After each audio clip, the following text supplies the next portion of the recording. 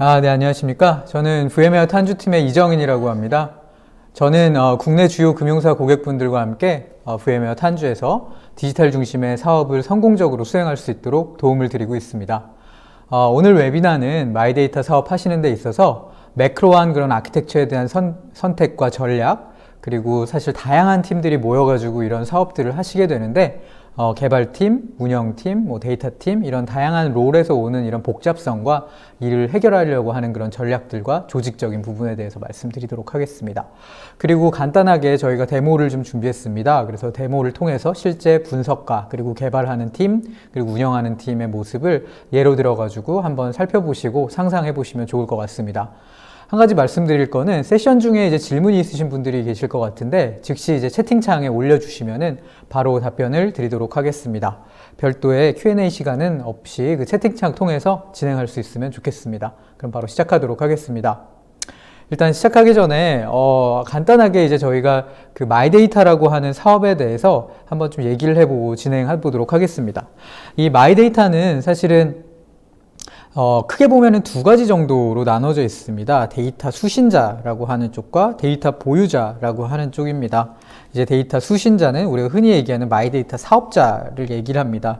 즉, 이제 정보 주체, 즉 개인으로부터 어떤 동의를 받아서 다른 정보 제공자로부터 데이터를 끌어와서 이제 그 정보 주체가 원하는 여러 가지 서비스들, 고부가가치 서비스들을 제공하는 마이데이터 사업자죠.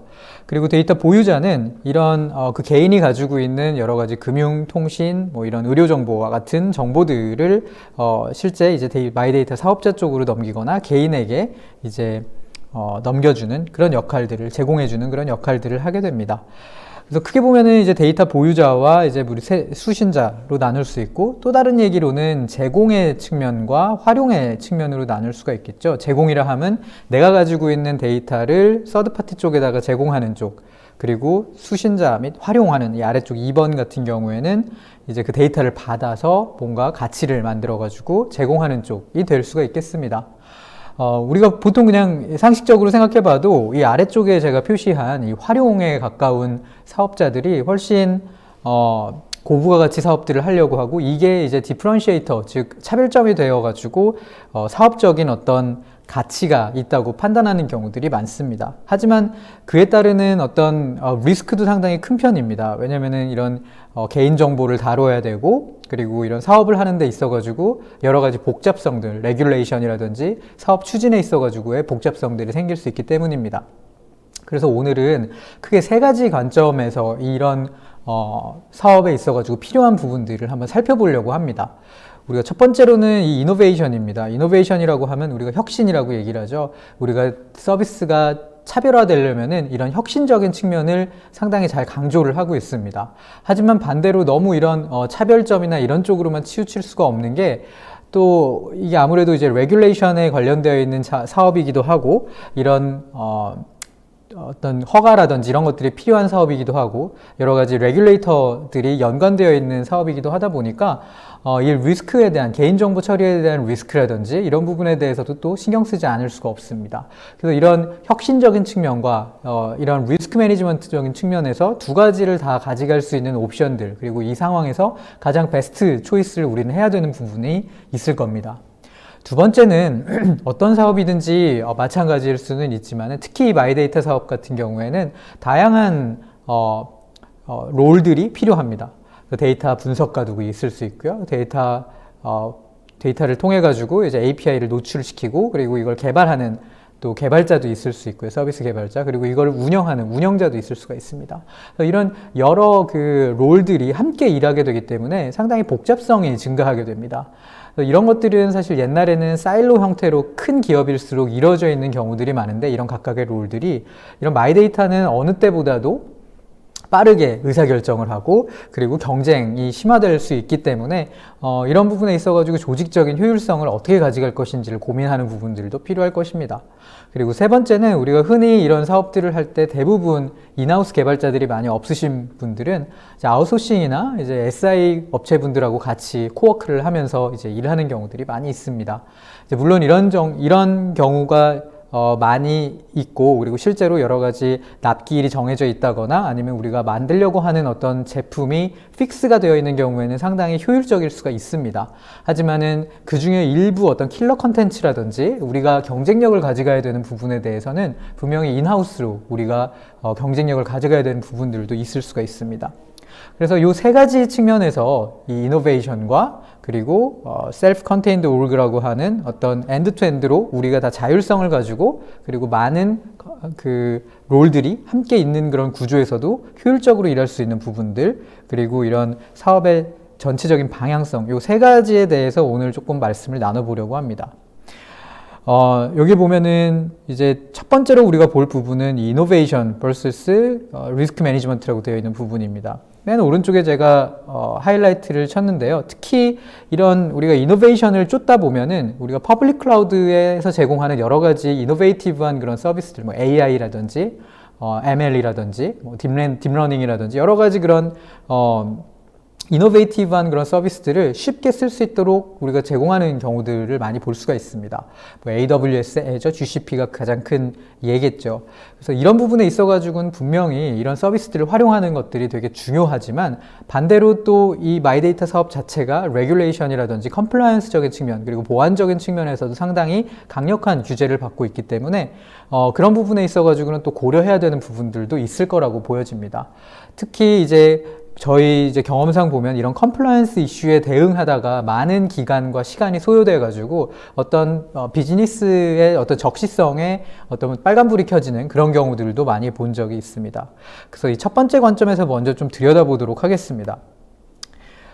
저희는 이제 이 아키텍처를 전체적으로 가져갈 때에 지금 좀 전에 말씀드렸던 우리가 혁신성을 강조할 것이냐 아니면은 우리가 리스크를 매니지하면서 조금씩 가져갈 것이냐 이 두 가지에 대해서 동시에 가져갈 수 있는 그런 옵션들 혹은 우리가 더 전략적인 선택을 해야 될 겁니다. 어느 쪽을 더 무게를 둘 것인지를.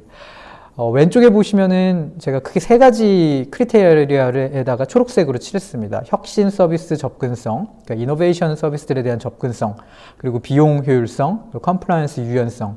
이 세 가지를 이제 말씀을 드렸는데, 아무래도 프라이빗 클라우드 온리 방식과 퍼블릭 클라우드 온리 방식은 이제 한쪽으로 좀 많이 치우쳐져 있을 수 있는 그런 가능성들이 있습니다. 그래서 혁신 서비스 접근성은 퍼블릭 클라우드가 상당히 좋지만 또 컴플라이언스 유연성이라든지 이런 부분에 있어가지고는 약간 좀 트레이드오프가 있을 수 있는 부분이 있겠죠.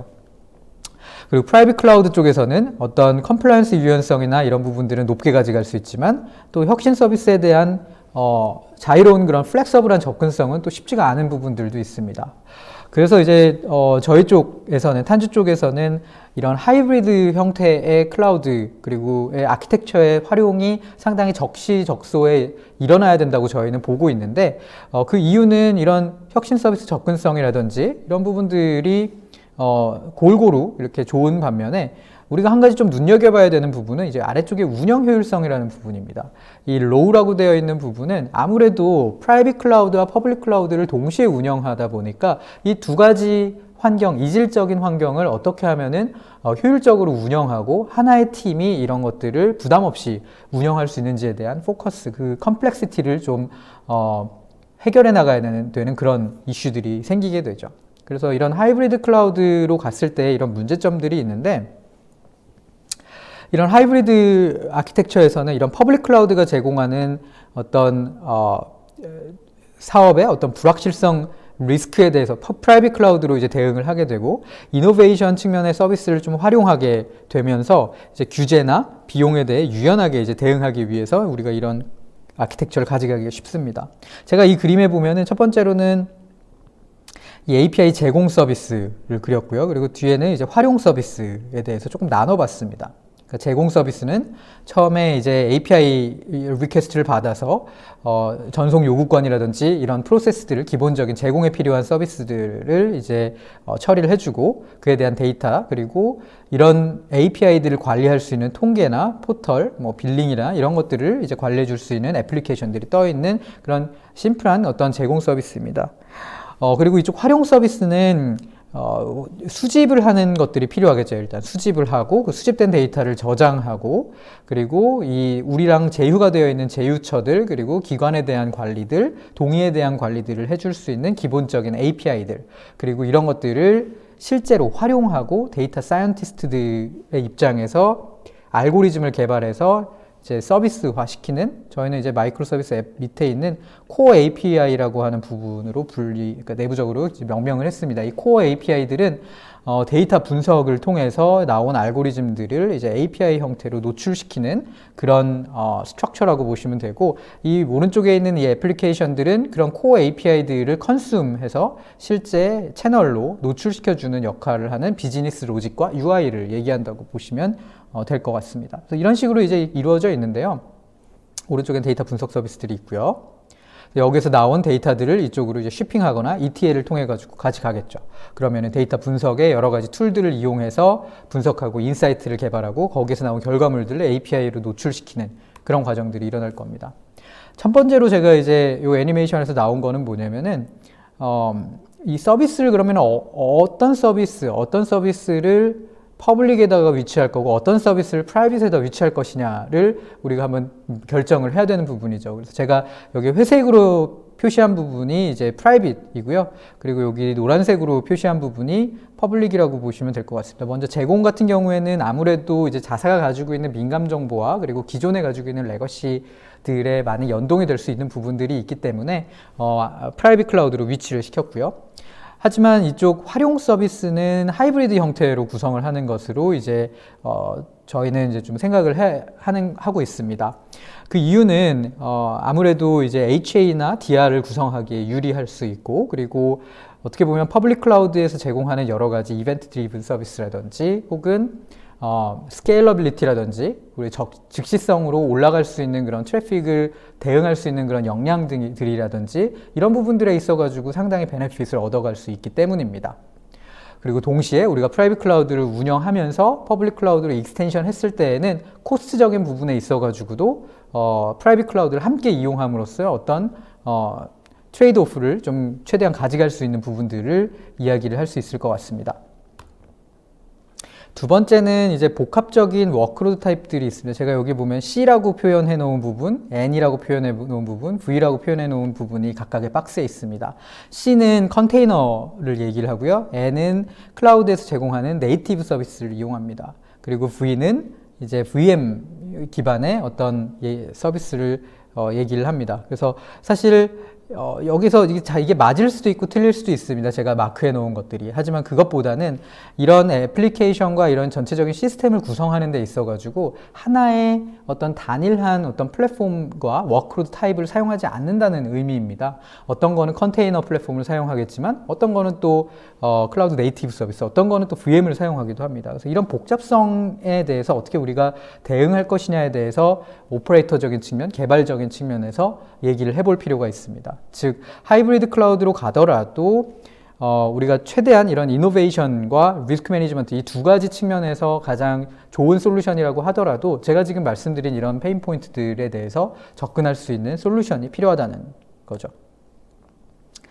그러니까 두 번째로 그럼 퀵하게 좀 넘어가 보도록 하겠습니다. 두 번째가 이제 오늘 말씀드릴 데모가 포함되어 있는 토픽인데요. self-contained org라고 해서 제가 이제 영어로 써놨는데 이 self-contained라고 하는 건 내가 스스로 모든 것을 결정할 수 있는 자율성이 있는 조직이라고 보시면 될 것 같습니다. 그래서 데이터 분석이라든지 개발이라든지 운영이 하나의 엄브렐라 밑에 있어서 어떤 의사결정의 독립성을 최대한 확보하고 그리고 이런 세 가지 지금 말씀드린 조직 구성에 있어서 최대한 이런 커뮤니케이션이나 프로세스들을 자동화시켜서 이 서로 간의 커뮤니케이션 코스트를 들지 않게 해주는 그런 시스템을 얘기합니다. 제가 좀 전에 말씀드린 게 크게 세 가지죠. 첫 번째는 데이터 분석의 롤입니다. 이 데이터 분석은 잘 아시겠지만은 어떤 축적된 데이터나 아니면 우리가 신규 수집되는 데이터를 기반으로 해가지고 실시간으로 분석하고 모델링을 만들고 모델을 업데이트하고 배포하는 팀이라고 보시면 될 것 같습니다. 이 데이터 분석은 이 API를 배포하는 것까지를 책임져야 됩니다. 데이터 사이언티스트와 뿐만 아니라 데이터 엔지니어까지를 포함할 수가 있습니다. 그래서 데이터 엔지니어 같은 경우에는 데이터 전처리라든지 파이프라인을 구성한다거나 그런 데이터 소스 간의 이동을 우리가 구성하고 설계한다거나 하는 역할들을 하는 거죠. 그리고 세 번째로는 이런 것들을 하기 위해서 필요한 분석 환경, 그리고 모델 배포를 자동화시키고 머신러닝이나 딥러닝 같은 그런 고도화된 어떤 처리 방안들에 대해서 쉽게 이용할 수 있는 환경들을 즉시적으로 프로비저닝 받을 수 있는 그런 것들이 필요하게 됩니다. 두 번째는 이제 플랫폼이라고 부르는 부분입니다. 이 플랫폼이라고 하는 거는 아까 말씀드렸던 어떤 이질적인 환경, 뭐 예를 들어 프라이빗 클라우드와 퍼블릭 클라우드 여러 개를 쓰는 경우에 사실은 각각 제공하는 서비스들이 다르고 각각 제공하는 API가 다르고 인터페이스가 다 다르게 됩니다. 그럼 이런 상이한 인터페이스를 어떻게 앱스트랙션을 해서 이 앱스트랙션으로부터 운영의 효율화를 가져갈 것인지를 고민하고 이 플랫폼을 그런 앱스트랙션 레이어로 제공함으로써 개발팀으로부터 하여금 개발 생산성을 더 높여주게 하는 그런 서포트를 해주는 팀이라고 보시면 될 것 같습니다. 그래서 플랫폼 개발 운영팀은 결국에 서비스 개발 운영팀과 데이터 분석팀을 고객으로 생각하는 팀이라고 보시면 될 것 같습니다.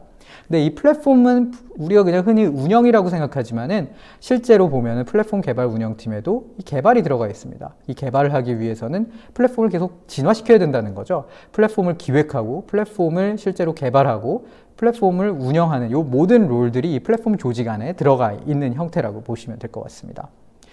그리고 세 번째로는 서비스 개발과 운영팀이겠죠. 이쪽은 주로 이제 어떻게 보면은 우리가 SI를 사용하거나 SI 업체들하고 같이 협업을 하시거나 아니면은 내부적으로 이제 인하우스로 개발하는 부분들이 있을 겁니다. 그래서 린 기반의 어떤 경쟁력 있는 컨텐츠와 서비스를 개발할 수 있는 팀이 주로 이제 인하우스로 개발하실 거고 아니면은 어떤 레귤레이션이나 어떤 우리가 딱 정해져 있는 스펙에 따라서 무언가를 결정해야 되는 경우는 또 SI를 활용하실 수가 있을 겁니다. 이제 저는 이제 인하우스로 만약 개발을 했을 때에는 이런 린 기반의 경쟁력 있는 컨텐츠와 서비스를 개발할 수 있는 팀으로서 PM, 디자이너, 개발자 그리고 데이터 사이언티스트도 이제 같이 협업을 해가지고 구성할 수 있는 부분들이 있겠습니다. 제가 여기서 말씀드리고 싶은 부분은 이 각각 다른 역할의 팀들이 효율적으로 협업할 수 있는 메커니즘이 필요하고 이게 각각 사일로 형태로 돌아서는 안 된다는 겁니다. 그래서 마이데이터 비즈니스 유닛 안에 하나의 목표를 바라보는 비즈니스 목표를 가지고 이 세 개의 유닛을 같이 바라보고 운영 거버넌스로 이제 가져가시는 모습들을 많이 고려하고 계시는 상황인 것 같습니다.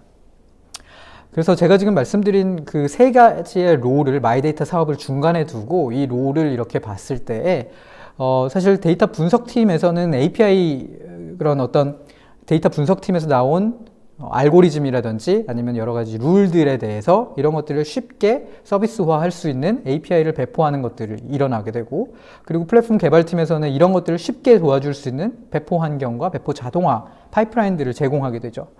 반대로 이제 데이터 분석팀에서도 역시 모델 API를 제공하고 실제로 서비스를 운영하면서 우리가 게더링한 그런 데이터나 피드백을 데이터 분석팀으로 다시 데이터를 쉬핑해주는 그런 역할들을 하게 됩니다. 그리고 플랫폼 개발팀과 이 서비스 개발팀 이 둘 사이에는 가장 중요한 역할을 하는 게 서비스 개발팀을 하나의 커스터머로 보고 엔드 유저로 보고 플랫폼이 우리한테 해줘야 되는 서비스 개발 측면에서 해줘야 되는 여러 가지 요구사항들을 뭐 위클리라든지 바이위클리로 계속 인풋을 주는 그런 형태로 가져갈 수 있는 부분들이 있습니다. 그래서 이 세 가지 조직들이 제가 이 노란색으로 표시해 놓은 이런 인터페이스에 있어가지고 명확한 API 혹은 명확한 파이프라인, 워크플로우를 정의해서 서로가 주고받을 것들에 대해서 정의하고 이 협업이 필요한 툴들을 갖춰나가는 것들이 필요합니다. 아까 제가 그렸던 그림입니다. 그래서 제공 서비스가 있고 수집 활용 서비스가 있고 데이터 분석 서비스가 있습니다. 일단 제가 지금부터 말씀드릴 부분은 이 세 가지 이 롤들에 있어가지고 첫 번째로 데이터 분석, 그리고 두 번째로 서비스 개발 운영, 세 번째로 플랫폼 개발 운영 이 세 가지 조직에 있어가지고 각각 어떤 플로우로 일을 하게 되고 어떤 포인트에서 우리가 좀 더 신경을 써야 되는지, 그러니까 각 부서마다 어떤 부분에 있어가지고 우리가 전략적으로 강조해야 되는 부분들은 무엇인지를 한번 말씀을 드리도록 하겠습니다. 먼저 데이터 분석 쪽은 우리가 보통 보면 데이터 분석가들이 하나의 데이터 분석 환경을 구축하는 데 있어가지고 너무 오랜 시간이 걸린다는 걸 발견했습니다. 그래서 첫 번째로 포인트로 잡은 거는 데이터 분석가가 내가 세운 가설을 쉽게 실험해보고 어떤 페일리어 코스트를 낮출 수 있도록 즉시적인 그런 환경을 온디맨드로 제공받을 수 있어야 된다는 점입니다. 또한 GPU를 우리가 한 팀에서 독점한다고 큐가 생겨버리는 게 아니라 어떤 제한된 GPU 자원이라도 이런 것들을 다이나믹하게 나누어서 이런 것들을 큐 없이 패러럴하게 처리할 수 있는 그런 메커니즘도 많이 필요하다는 사실을 저희가 발견했습니다. 두 번째는 제일 중요한 부분 중에 하나인데, 이런 데이터 분석만 해가지고 그냥 가지고 있는 게 중요한 게 아니라, 이런 예를 들어 아웃데이티드 되어 있는 그런 모델을 우리가 이번에 새로 신규로 이제 모델링을 했을 때 그거를 빠르게 또 우리 프로덕션 환경으로 배포할 수 있는 이런 CI/CD와의 연계 부분도 상당히 중요합니다. 또한 이 버전을 계속적으로 이 모델에 대한 버전을 관리하고 필요의 시에는 이제 롤백이라든지 이런 부분들을 해가지고 이제 같이 가질 필요가 있는 거죠. 또한 세 번째는 제일 중요한 부분입니다. 우리가 데이터 사이언티스트 분들이 모델링을 하는데 많은 부분에 있어가지고 이제 사실 그런 역량에 있어서 이제 많은 부분들을 채워나가야 되는 부분들이 생기기도 합니다. 가장 중요한 거는 모델의 애큐레이시이고 가장 정확한, 그리고 실제로 이게 쓰임새가 많은 부분이지 않습니까? 그래서 이런 모델의 정확성과 어떤 가치를 높이기 위한 퀄리티적인 측면에서 우리가 어떻게 이런 부분들을 강조할 것이냐를 고민해야 됩니다. 이런 부분들을 조금 VMware의 어떤 저희가 도와드릴 수 있는 이런 포인트에 있어서 도와드릴 수 있는 부분을 좀 정리를 해봤는데요. 첫 번째는 이런 즉시적인 데이터 분석 환경 구성에 있어가지고는 이런 저희가 데이터 사이언티스트 분들을 위한 풀스택을 제공을 하고 있습니다. 맨 아래는 이제 쿠버네티스 그리드라고 하는 탄주 쿠버네티스 그리드라고 하는 런타임을 제공하고, 그 위에 데이터 분석 환경들을 저희는 이제 VMLP라고 하는 약자를 쓰는데요. 쿠베플로우라고 하는 오픈소스를 이용한 분석 환경들을 프로비저닝을 온디맨드로 하게 해주고, 데이터 사이언티스트 분들이 거기에 리소스를 할당 받아가지고 모델링을 할 수 있는 환경들을 만들어주게 됩니다. 데모에서 한번 보여드리도록 하겠습니다. 두 번째로는 우리가 학습 및 모델링을 이제 끝난 애들을 실제 모델에다 배포를 해야 되는데, 이 모델에다 배포를 하는 요 과정을 백엔드를 이제 오토메이션을 하고, 이 오토메이션 된 결과로부터 다시 데이터를 수집하고 이거를 학습으로 다시 돌릴 수 있는 이런 사이클을 만들어 나가는 게 중요합니다. 그래서 저희는 탄주 빌드 서비스라고 하는 걸 통해서 이런 어떤 변화, 모델에 대한 변화 아니면 데이터에 대한 변화를 디텍션하고 이거를 자동으로 이미지를 만들어서 바로 배포할 수 있는 형태까지 만들어 놓는 그런 형태의 오토메이션을 지원을 하고 있습니다. 세 번째로 이제 말씀드릴 부분이 조금 강조드릴 부분인데, 저희가 이제 데이터 사이언티스트 분들이 존재를 합니다. 그래서 저희 내부적으로는 데이터 사이언티스트 분들이 이렇게 고객사에 가서 지금 보시듯이 고객사의 인원과 그리고 저희 쪽 데이터 사이언티스트 분이 1대1로 매핑이 되어서 페어를 통해서 일을 하게 되고 뭐 예를 들어 8주, 뭐 12주 이런 식으로 같이 일을 하면서 저희가 가진 지식과 저희가 하는 방법론들에 대해서, 데이터 사이언스 방법론들에 대해서 이제 전수를 해드리는 그런 프로그램입니다. 실제로 많은 금융업체들, 글로벌 금융업체들과 국내의 여러 유수의 그런 대기업 분들하고도 같이 이런 데이터 사이언티스트 분들의 역량 내재와 부분에 있어서도 많은 부분들을 도와드리고 있습니다. 탄주 데이터 사이언스 랩스라고 부르고요. 이 탄주 데이터 사이언스 랩스에서는 마케팅에서부터 우리의 상품 서비스, 여러 가지 그런 도메인에 걸쳐서 금융 혹은 그 외에 뭐 통신이라든지 다른 데이터들까지 다시 접목해서, 소셜 데이터라든지 이런 부분까지 접목해서 이런 다양한 시나리오에 있어가지고 모델링을 함께하고, 이런 방법론들, 그리고 아까 말씀드렸던 이런 컨티뉴어스한 업데이트들, 실제 스마트 API가 노출될 수 있도록 해주는 부분들까지를 같이 역량 내재화를 하면서 도와드리고 있습니다. 이 부분도 조금 이따가 같이 한번 보시면서 데모로 좀 보여드리도록 하겠습니다. 두 번째는 이제 서비스 개발 측면입니다. 이쪽은 이제 너무 많은 분들이 잘 알고 계시는 부분이어가지고 퀵하게 이제 가보면은 1번 제가 표시해 놓은 부분은 일단은 우리가 코어 API라고 하는 부분과 애플리케이션이라고 하는 부분이 있는데, 이런 애플리케이션을 기획하고 이 부분을 이제 디자인을 할 때 흔히 우리가 최근에 얘기하는 클라우드 네이티브 형태로 아키텍처를 가져가고, 그리고 최근에 많이 얘기하는 스프링 부트, 뭐 메시지 드리븐, 뭐 이벤트 드리븐 아키텍처라든지 뭐 서버리스 아키텍처라든지 이런 부분들에 대해서 상당히 효율적으로 활용하실 수 있는 팀이 될 수 있으면 좋겠습니다. 그 이유는 이제 아무래도 우리가 이 마이데이터 사업은 채널까지를 관장하는 경우도 있지만은 그렇지 않은 경우들도 있습니다. 즉 내부의 다른 서비스들하고 많이 연계를 해가지고 진행하는 부분들이 있을 수 있는데 그런 부분에 있어가지고는 이런 API 드리븐한 그런 아키텍처를 가져가고 마이크로 서비스에 대한 이해도가 높아야 되기 때문입니다. 두 번째는 이런 부분들에 있어가지고 기존에 사실은 우리가 전통적인 어떤 애플리케이션을 개발하는 방법론들이 있을 수 있죠. 배포하는 분이 우리가 얘기하는 ITSM이라는 부분도 있을 거고요. 그러면은 그런 부분들에서는 사실 예전에는 어떤 관리와 어떤 책임 그리고 이런 오디트 이런 거에 이제 많이 포커스가 되어 있는 툴들일 겁니다. 하지만 이제 최근에는 이런 애자일한 환경에서 이런 마이크로 서비스 클라우드 네이티브로 가게 되면서 그런 어떤 책임이나 이런 워딩보다는 최근에는 협업이라든지 인터랙션이라든지 이런 부분들에 대해서 더 효율적으로 가져갈 수 있는 툴들을 얘기하는 경우들이 많습니다. 그래서 이런 프로세스를 다시 한번 정립해 보는 것들이 상당히 필요할 수 있습니다. 그리고 세 번째는 이제 또 가장 중요한 부분이 우리 API 그리고 우리의 채널을 컨숨하고 소비하고 있는 우리 고객, 엔드 유저 고객이라든지 아니면은 우리 내에 다른 다른 업체 혹은 다른 이제 부서 쪽에 있는 피드백들을 지속적으로 반영할 수 있는 전문 파트가 필요합니다. 그래서 이런 것들을 통해서 서비스 개발의 퀄리티를 높여주게 되는 거죠. 첫 번째로 아까 말씀드렸던 이런 클라우드 네이티브 기반의 서비스 구성에 있어가지고는 최근에 많이 사용하고 있는 스프링 부트 기반의 마이크로 서비스 아키텍처가 있겠습니다.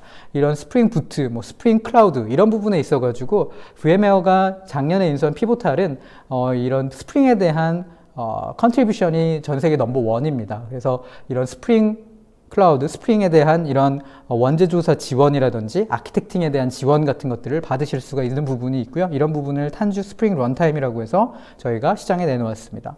그리고 두 번째는 여기 보시면 빨간색으로 표시되어 있는 부분들은 실제 개발자 요 표가 실제 요구사항이 들어와서 딜리버리가 될 때까지 걸리는 시간입니다. 보통 보면은 초록색이 코딩하는 시간이고요. 빨간색이 우리가 기다리거나 개발자들이 아니면은 배포할 때까지 뭔가 아무 일도 안 하고 있는 그런 상황입니다. 그래서 많은 부분에 있어가지고 개발 효율성이 떨어지는 부분들이 많이 생깁니다. 그래서 이런 배포 프로세스나 이런 것들 아까 말씀드린 대로 지금 현재 우리가 사업에 맞게 그리고 과거에 우리가 가지고 있었던 불필요한 어떤 프로세스나 이런 것들을 조금 효율화시키고 그런 부분들을 조금 루즈하게 만들어주는 부분들 만약에 필요하다면 그런 부분들을 좀 고려해 볼 필요가 있겠습니다. 그리고 세 번째는 아까 말씀드렸던 이런 고객과의 피드백 루프를 확보하는 부분입니다. 즉 어떤 고객의 피드백이 있으면 그걸 빨리 캐치해가지고 다시 신규 기능으로 올릴 수 있는 그런 내재화된 팀을 확보하는 것이 필요한데 이 팀을 구성할 때에는 저희가 탄주 랩스라고 하는 아까 말씀드렸던 오퍼링을 또 제공을 하고 있습니다. 오늘 이 각각에 대한 어떤 디테일한 것들은 제가 말씀드리지는 않겠지만은 이런 워딩이나 저희가 이런 페인 포인트들에 있어가지고 이런 오퍼링을 제공하고 있다라는 점만 이해해 주시면은 좋을 것 같습니다. 마지막으로는 지금까지 말씀드린 건 데이터 사이언티스트들의 측면, 그리고 개발팀의 측면, 그리고 마지막은 이제 플랫폼이라고 하는 거를 개발하고 운영하는 측면에서 한번 말씀드리겠습니다. 아까 말씀드렸듯이 플랫폼이라고 하는 거는 결국에는 개발팀이 개발에만 포커스할 수 있도록 도와주는 플랫폼입니다. 다른 거 쓰지 않고 어떤 환경이라든지 아니면은 어떤 프로비저닝이라든지 이런 업데이트라든지 패치라든지 이런 것들을 제공해주고 개발에만 포커스할 수 있도록 해주고 개발팀 입장에서는 계속적으로 하루에도 몇 번씩 이렇게 CI/CD를 통해 가지고 배포할 수 있는 그런 환경을 제공하는 거죠. 근데 이 플랫폼 팀은 SLI, SLO라고 하는 최근에 우리가 얘기하고 있는 사이트 릴라이빌리티 엔지니어링이라고 하는 철학에 맞도록 플랫폼을 진화시킨다는 이야기를 많이 하고 있습니다. 이게 뭐냐면요. 우리가 사실은 마이데이터 같은 경우에는 이런 식으로 예를 들어 한 달에 99.95%의 우리는 서비스 레벨을 가져가야 된다. 근데 서비스 99.95%보다 내려가면은 우리는 좀 더 플랫폼의 오퍼레이션, 즉 운영 측면에서 좀 더 포커스를 할 거고 99.95보다 훌쩍 넘어서 100%를 계속 우리가 맞추고 있다 그러면은 잠깐 오퍼레이션 쪽보다는 이 플랫폼을 개선하고 개발하는 방향으로 우리가 약간 바꾸자는 거죠. 그래서 마치 이 플랫폼이라고 하는 인프라에 가까운 약간 그 레벨의 그 컨셉을 소프트웨어 레벨로 올려서 이런 바라보는 인프라 관점을 소프트웨어의 관점에서 바라볼 수 있도록 해주는 그런 철학을 얘기를 합니다. 그래서 이 플랫폼 팀은 이런 SRE라고 하는 철학을 잘 실천함으로써 개발팀의 생산성을 높여줄 뿐만 아니라 플랫폼을 진화시켜 줄 수 있는 그런 역할들을 하게 됩니다. 두 번째는 이 하이브리드 클라우드에 대해서 복잡성에 대응할 수 있는 이런 여러 가지 이질적인 플랫폼을 동시에 관리할 수 있어야 됩니다. 각기 다른 IaaS 환경에서 발생하는 이런 버전에 대한 차이라든지 업그레이드 패치에 대한 차이들을 우리가 얘기해 볼 수가 있겠죠. 세 번째는 이제 이 플랫폼을 하나의 제품으로 바라보고 플랫폼의 PM이라든지 서비스 개발자, 지금 보시면 플랫폼 팀이 운영자만 있는 게 아닙니다. 플랫폼 엔지니어의 개발자도 있고요. PM이라는 요 롤이 있습니다. 그래서 이 플랫폼이 하나의 그냥 정체되어 있는 게 아니라 운영만 하는 게 아니라 점점 진화하고 앞으로 나아가는 그런 역할이 되어야 된다는 의미입니다.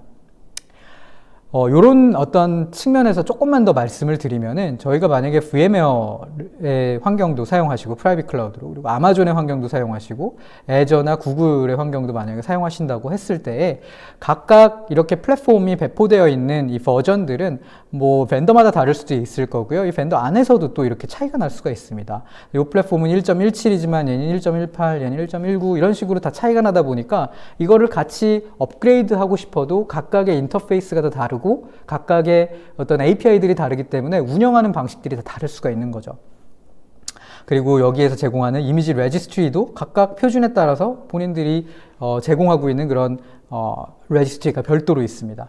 그래서 저희는 이제 유비쿼터스 쿠버네티스라는 얘기를 씁니다. 유비쿼터스 쿠버네티스라고 하면 이제 이런 쿠버네티스 환경들을 플랫폼 환경들을 하나의 일치된 바이너리로 일치시키고 이런 환경을 모니터링하고 관리하고 업그레이드 패치하는 것들도 하나의 어떤 뷰에서 진행할 수 있도록 하는 부분들이 존재를 하게 될 것입니다.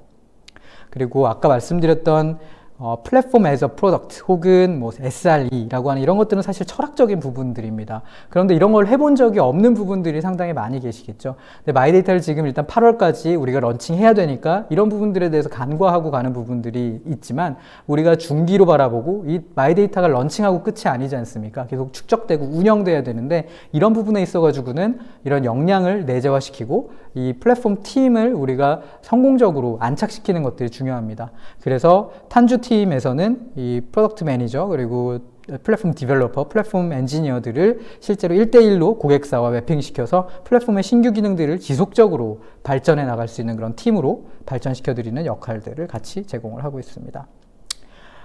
제가 오늘 보내드릴 이제 데모는 크게 세 가지 정도로 나눠져 있습니다. 먼저 아까 지금까지 제가 말씀드렸던 데이터 분석가의 입장에서의 데모가 있을 거고요. 두 번째는 개발자나 서비스 개발자나 운영자의 입장에서 그리고 마지막으로 플랫폼 개발이나 운영자의 입장에서 요 세 가지 입장에서 한번 좀 시나리오를 만들어 봤고요.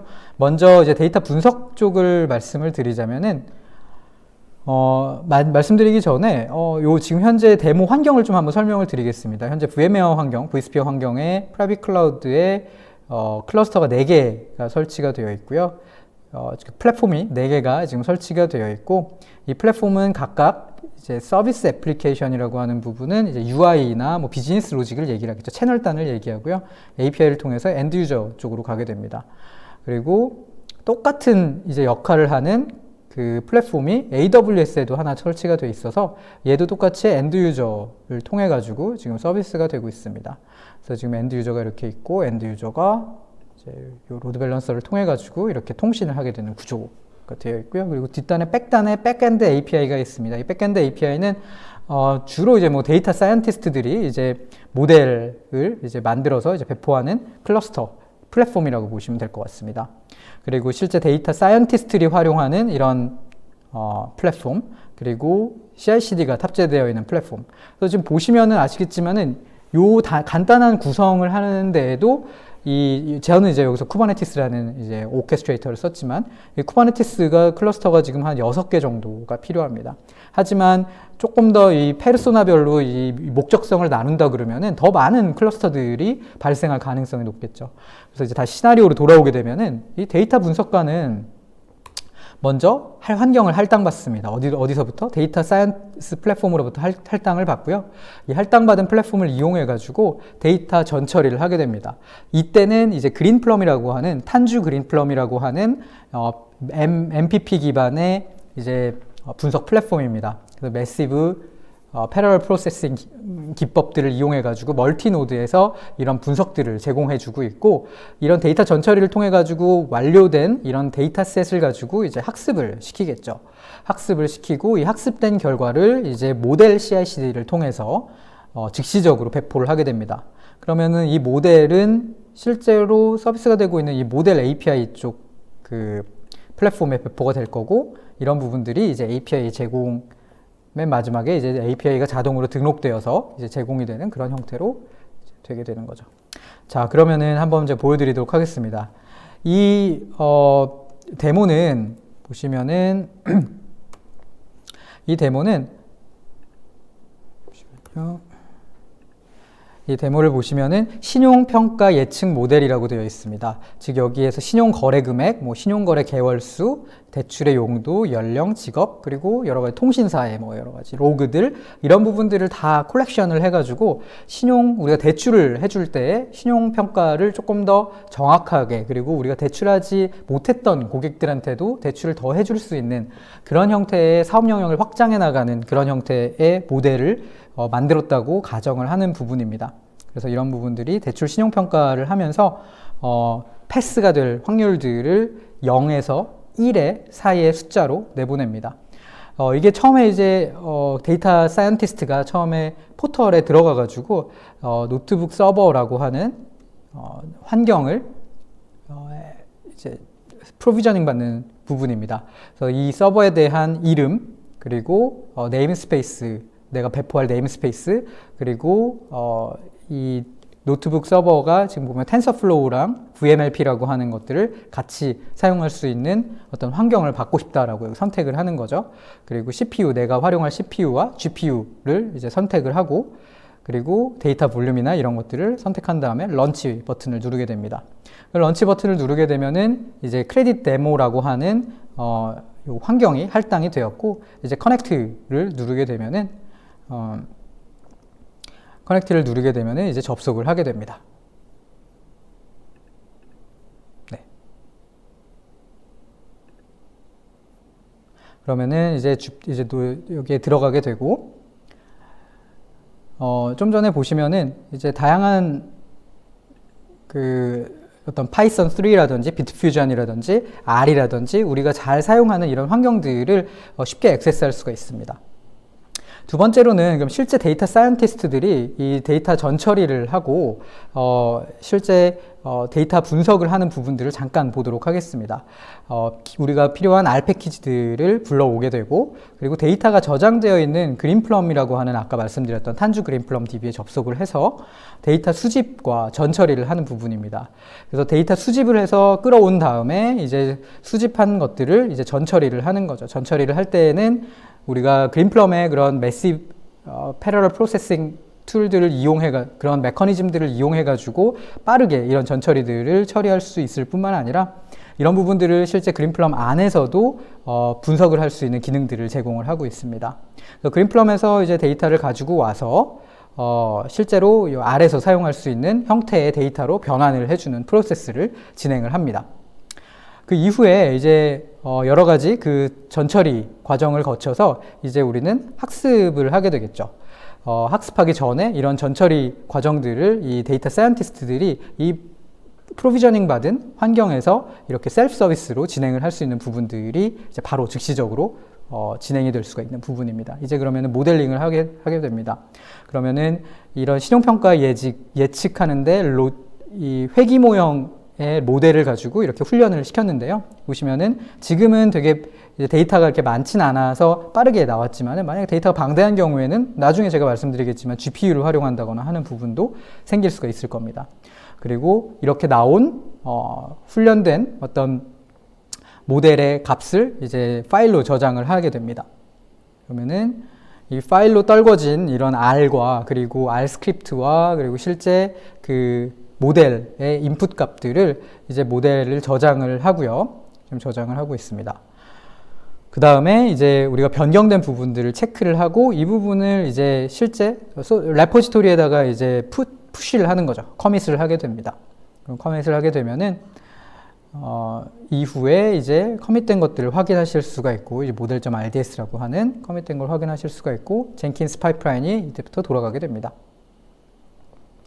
그러면은 이 파이프라인이 지금 돌아가고 있는 모습들을 보게 되는데, 이때 한 가지 말씀드릴 게, 이런 어떤 저희가 모델이 변경되고 이런 파라미터가 변경이 되었을 때 이런 걸 디텍트 해가지고 바로 이 변경 사항들을 반영하는 부분들이 필요합니다. 이때 아까 잠깐 말씀드렸던 탄주 빌드 서비스라고 하는 걸 통해서 이런 변경 사항들을 계속적으로 꾸준히 모니터링하면서 이 변경 사항들을 반영해 줄 수 있는 그런 파이프라인들을 제공하는 게 탄주 빌드 서비스라고 보시면 될 것 같습니다.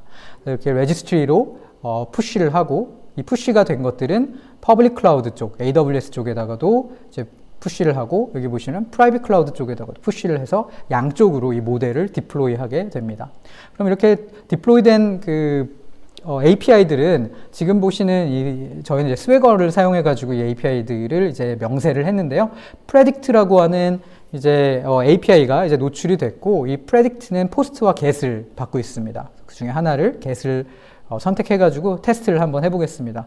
여기 보면은 credit duration months라고 되어 있는 부분이 이제 기간, 대출의 기간, credit amount라고 되어 있는 부분이 대출의 그 금액, 그리고 대출 받는 사람의 나이, 그리고 지금 현재 스테이러스, 뭐 이 대출의 목적 이런 것들을 이제 쓰게 되면은 쓰게 된 다음에 이제 execute를 이제 호출을 하게 되면은 아래쪽에 이제 리스폰스에 보시면은 0.5라고 해서 이제 이 스코어가 나오게 됩니다. 0부터 1까지의 스코어인데 한 50점이 되는 스코어가 나오게 된 거죠. 여기까지가 이제 데이터 사이언티스트들이 개발을 하고, 그리고 그거를 이제 파이프라인을 통해 가지고 지속적으로 배포하고 탄주 빌드 서비스를 이용해서 이런 걸 디텍션해서 모델링을 하는 그런 것들을 보여드렸습니다. 그때 이제 필요한 뭐 그린플럼이라든지 그리고 VMLP라든지 이런 즉시적인 환경 프로비저닝 이런 부분들에 대해서 말씀을 드렸고요. 두 번째 시나리오는 서비스 개발자들의 시나리오입니다. 이 서비스 개발자들은 주로 이제 소스를 푸시를 하게 되면은 그냥 간단합니다. CI/CD 파이프라인을 통해 가지고 애플리케이션이 이제 동작을 하게 되는 거죠. 저는 여기서 어떤 애플리케이션을 푸시를 했냐면 기존의 데이터 사이언티스트가 제공하고 있는 이 API를, 모델 API를 서비스 애플리케이션에서 이렇게 컨숨을 하는 UI를 배포하는 개발자라고 가정을 했습니다. 그래서 간단한 Node.js로 요 화면을 보시게 되면요. 소스 코드가 이렇게 있습니다. 보시면 아래쪽에 predict라고 하는 이제 API를 호출을 하는 소스 코드입니다. 얘는 UI라기보다는 Node.js 서버 코드고요. 이 서버 코드가 실제로 아까 우리가 만들어서 배포한 그 API를 이제 호출을 하게 되는 거죠. 그럼 개발자들은 여기서 커밋을 하게 됩니다. 커밋을 하게 되면은 이제 커밋된 결과가 이제 실제 Git 레포지토리에 이제 적용이 되게 되고, 그 Git 레포지토리에서 적용된 것들이 또다시 파이프라인을 통해 가지고 배포가 되게 됩니다. 이때는 정적 분석이라든지 이미지에 대한 어떤 CVE라든지 이런 부분들을 같이 체크를 해나가면서 나갑니다. 그리고 또 역시 여기서도 탄주 빌드 서비스를 이용해서 이런 디텍션을 계속적으로 모니터링 하면서 배포하는 부분들을 제공을 하고 있습니다. 그래서 퍼블릭 클라우드와 여기도 프라이빗 클라우드로 양쪽에 클러스터에 다 배포를 한 거를 확인하실 수가 있고요.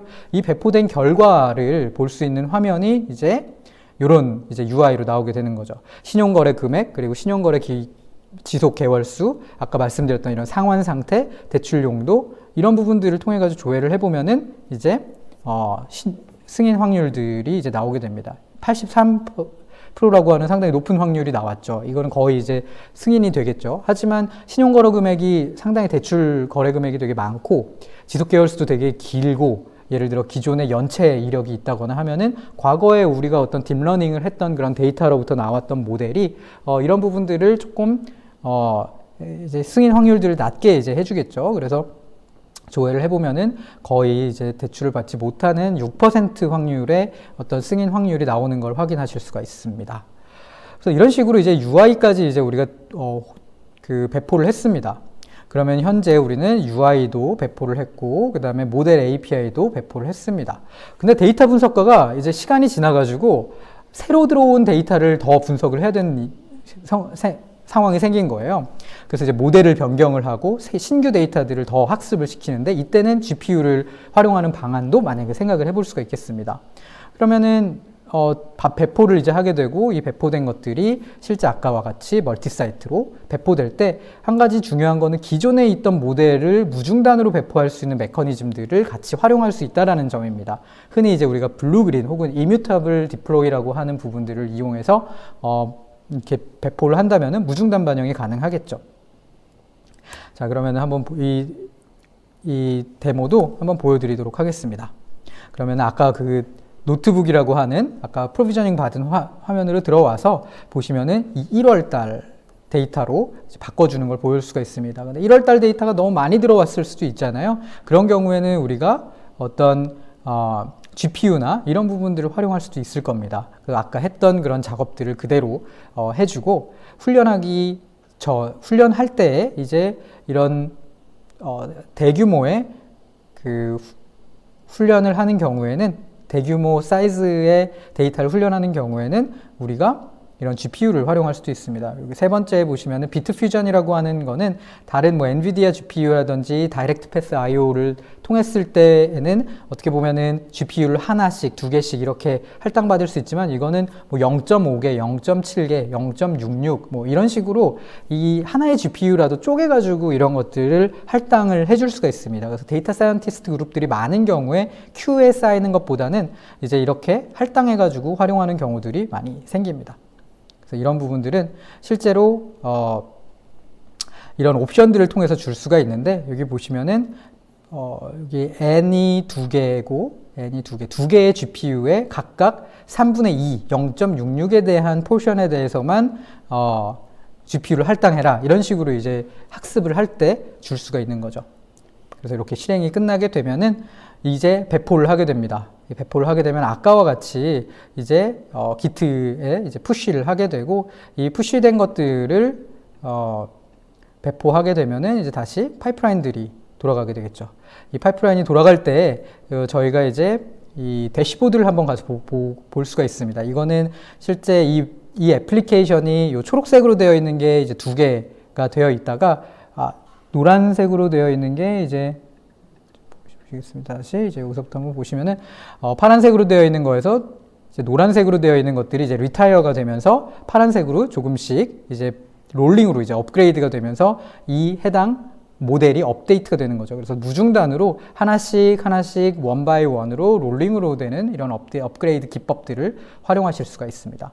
그래서 이제 재학습된 모델을 가지고 한번 기존에 0.06으로 나왔던 고객을 저희가 조금 더 스트릭트하게 좀 바꿨습니다. 그래서 같은 인풋 값을 두고 다시 한번 계산을 해보니까 0.1017, 즉 1.7%의 확률로 더 낮아지게 되었죠.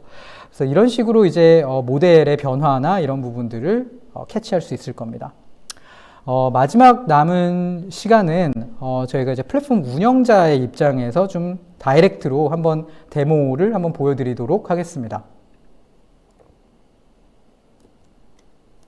네, 여기 화면에서 보이시는 게 운영자의 입장에서는 이런 멀티 클라우드일수록 이런 여기 보시면은 이제 프로바이더라고 되어 있는 AWS, vSphere 혹은 아래쪽에 GCP 이런 다양한 클라우드에 배포되어 있는 아까 말씀드렸던 플랫폼들을 한눈에서 관리할 수 있어야 됩니다. 기본적으로 이런 뷰들이 필요할 수가 있고요. 저희는 이제 데모를 위해서 저희가 만든 클러스터, 아까 좀 전에 이제 파워포인트로 보여드렸던 요 4개의 클러스터, 요 서비스 애플리케이션, 모델 API 애플리케이션 4개를 모아놓은 클러스터 그룹이라고 하는 거를 만들어 놨습니다. 이 클러스터 그룹은 AWS의 2개, vSphere의 2개 이런 식으로 배포가 되어 있고, 이 앱 하나를 클릭해서 들어가 보면은 이 지금 현재의 클러스터의 어떤 전체 상황이라든지 현재 헬시한지 아닌지 그런 것들을 볼 수가 있고, 이 클러스터를 이루고 있는, 이 플랫폼을 이루고 있는 물리적인 어떤 노드들, 그리고 이 노드 풀을 뭐 예를 들어 확대하고 축소하고 하는 부분들에 대한 컨트롤들, 그리고 이런 네임스페이스, 뭐 로지컬한 네임스페이스들, 워크플로우, 워크로드들, 파드 워크로드라든지 이런 부분들에 대한 조회, 그리고 레플리카 셋들, 이런 부분들을 이제 여기서 한꺼번에 이제 조회를 할 수 있는 그런 화면을 같이 이제 제공을 하고 있고요. 또 더 나아가서 이런 네임스페이스별, 즉 쿠버네티스 안에 배포되어 있는 네임스페이스들을 관리할 수 있는 폴러시라고 하는 메뉴를 제공해서 이 각각의 네트워크, 각각의 네임스페이스들이 어디에 접속할 수 있고 어디에 접속할 수 없는지, 이런 권한 관리들을 센트럴하게 할 수 있는 그런 부분들이 존재를 합니다. 그래서 이 중에 하나 클러스터를 한번 클릭해서 들어가 보도록 하겠습니다. 제가 이제 이 앱스라고 하는 UI를 배포한 그쪽에 클러스터를 들어가 보면은 여기에 인티그레이션스라고 하는 곳에 모니터링 할 수 있는 항목들이 있습니다. 이 모니터링 을 클릭하게 되면은 이런 탄주 옵저버빌리티라고 하는 메뉴가 나오게 되고, 이 화면이 나오게 되고, 이 화면에는 현재 몇 개의 노드가 들어가 있고 뭐 몇 개의 네임스페이스가 있고 우리가 어떤 확률로 지금 운영을 하고 있고 하는 부분들이 이렇게 나오게 됩니다.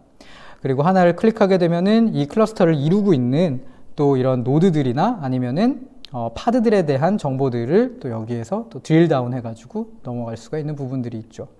또한 이것뿐만 아니라 이제 어떻게 보면은 쿠버네티스뿐만 아니라 애플리케이션, 쿠버네티스 그 밑에 사실은 VM, 쿠버네티스를 우리가 한 부분만 아니라 그 밑에 이제 OS 레벨, 그리고 그 OS 밑에 있는 VM 레벨, 그리고 그 VM 밑에 들어가 있는 어떻게 보면은 ESX라고 하는 하드웨어 레벨까지도 모두 한눈에 이렇게 볼 수 있도록 풀스택으로 이렇게 관리할 수 있는 그런 풀스택 모니터링도 제공을 하고 있습니다. 또한 애플리케이션 쪽으로 조금 더 들어가게 되면은 지금 현재 애플리케이션 토폴로지를 이렇게 다이나믹하게 그릴 수 있는 이런 툴들도 같이 제공을 하고 있습니다. 이 TMC에서. 그래서 이런 쇼핑이라고 하는 마이크로 서비스에서 각각의 다른 마이크로 서비스를 어떻게 호출하고 있는지, 얘를 클릭하게 되면은 에러는 얼마나 나고 있는지, 그리고 얘의 스택들은 어떻게 구성되어 있고 이 각각의 리퀘스트 레이트는 어떻게 되는지, 이런 것들을 운영자 입장에서 상당히 잘 이렇게 볼 수가 있는 그런 부분들이죠. 대시보드를 통해서 이제 한 번 더 들어가 보게 되면은 이 서비스를 드릴 다운 해가지고 각각의 서비스에 대해서 현재 리퀘스트 퍼 세컨이라든지 리퀘스트가 어떤 게 더 많이 들어온다든지 에러 레이트는 어떻게 되는지 하는 부분들을 한눈에 바라볼 수가 있습니다. 또한 더 들어가서 얘를 이제 트레이싱을 할 수 있는 부분들도 있습니다. 이제 마이크로 서비스 기반으로 되어 있기 때문에 여기서 제공되는 어떤 API 호출들에 대해서 뭐 에러가 많거나 아니면은 오래 걸리거나 하는 부분들의 작업들을 이 화면에서 이제 트래킹을 할 수가 있는데요. 뭐 예를 들어 하나를 클릭해서 바라보게 되면은 이 쇼핑이라고 하는 마이크로 서비스가 이제 스타일링, 그리고 페이먼트, 딜리버리라고 하는 마이크로 서비스들을 호출을 해서 각각 어떤 패스를 통해서 각각 얼마나 걸리는지, 그리고 얘가 뭐 에러가 있으면은 그 에러는 무엇인지라고 하는 것들을 점점 이렇게 드릴 다운 해가지고 볼 수 있는 형태로 제공을 하고 있습니다. 즉, 이 TMC로부터 모니터링 할 수 있는 클러스터 뿐만 아니라 클러스터 밑에 깔려 있는 하드웨어, VM, OS, 그리고 그 위에 올라가 있는 애플리케이션까지 어떻게 보면 엔드투엔드로 풀스택으로 모니터링하고, 또 이런 부분들이 AWS든 Azure든 GCP든 상관없이 엔드투엔드로 모든 그런 환경들을 제공하고 있다라고 보시면 될 것 같습니다. 다시 돌아와서 좀 마무리를 진행하도록 하겠습니다. 마지막 한 2, 3분 정도는 제가 마지막 꼭지에 대해서 좀 한번 말씀을 드리고 좀 진행을 해보도록 하겠습니다. 지금까지는 이제 어떻게 보면 되게 복잡한 형태의 그런 복잡한 형태의 조직 구조, 그리고 그간의 어떤 통신, 그리고 그런 프로세스, 그리고 협업하는 그런 부분들에 대해서 말씀을 드렸다면은, 세 번째는 이 사업 추진에 있어가지고 우리가 어떻게 보면은 인하우스 퍼스트라는 전략을 어떻게 가져갈 수 있는지에 대해서 한번 얘기를 해보겠습니다. 사실 이 부분에 있어가지고 상당히 어려워하시는 고객분들이 많습니다. 왜냐하면은 지금까지는 자체적인 개발팀을 꾸리거나 이런 경우들이 많이 없는 제가 고객사들을 많이 봤거든요. 그래서 이런 부분에 있어가지고 사실 킬러 컨텐츠를 확보하기 위해서는 이런 인하우스 역량을 갖춰나가는 것들이 상당히 중요하다고 보여집니다. 그래서 저희 탄주 쪽에서는 탄주 랩스라고 하는 프로그램을 운영을 하고 있습니다.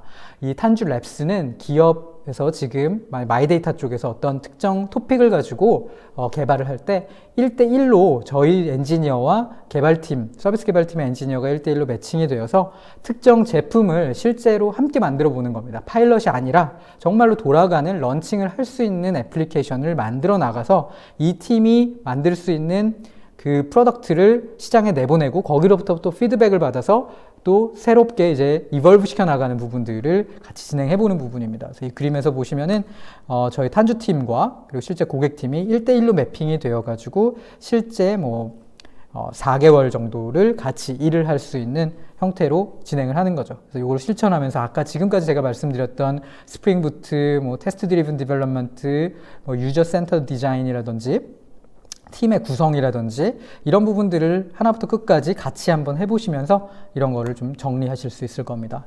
또한 이런 부분에 있어서 아까 말씀드렸던 그런 협업의 툴들 그리고 이런 것들을 강조해 줄 수 있고 효율적으로 가져갈 수 있는 이런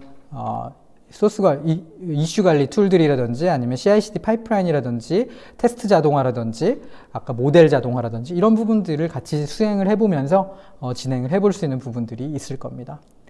또한 최근에 이제 많이 고객사들 쪽에서 많이 말씀하시는 부분 중에 하나는 필요하다면 마이크로 서비스로 전환을 해서 이제 마이크로 서비스 형태로 하고 싶다라고 말씀을 하시는데 모든 부분에 있어가지고 이제 마이크로 서비스가 정확하게 들어맞는 것은 아니라고 봅니다. 하지만 이런 마이크로 서비스로 전환했을 때의 베네핏이 나올 수 있는 부분에 대해서는 적극적으로 그런 부분에 있어서 디자인 단계에서부터 도메인을 분석하고 실제 니즈를 분석해서 서비스 식별하는 과정들 이런 스텝들에 대해서 저희 그 탄주팀에서는 상당히 명확한 그런 프로세스들을 가지고 있습니다. 그래서 이런 부분에 있어서 저희가 같이 도움을 드리고 같이 1대1로 매핑되는 상황에서 진행을 해볼 수 있는 형태로 진행이 됩니다. 마지막으로 이제 오늘 말씀드린 많은 부분들이 있었는데 그걸 조금 한번 5가지 정도 꼭지로 정리를 한번 해보겠습니다. 첫 번째는 하이브리드 아키텍처에 대한 장점은 아무래도 이노베이션이라고 하는 퍼블릭 클라우드에서 제공하는 여러 가지 측면들과 그리고 우리가 컴플라이언스나 아니면은 비용 효율성에 대한 대응 능력도 같이 높일 수 있는 좋은 솔루션이라고 저희는 생각을 합니다. 하지만 이 하이브리드 아키텍처에서는 운영적인 측면에서 발생하는 복잡성을 해결할 수 있는 방안이 반드시 필요하고 이거에 대한 고려를 하셔야 된다는 말씀을 드립니다.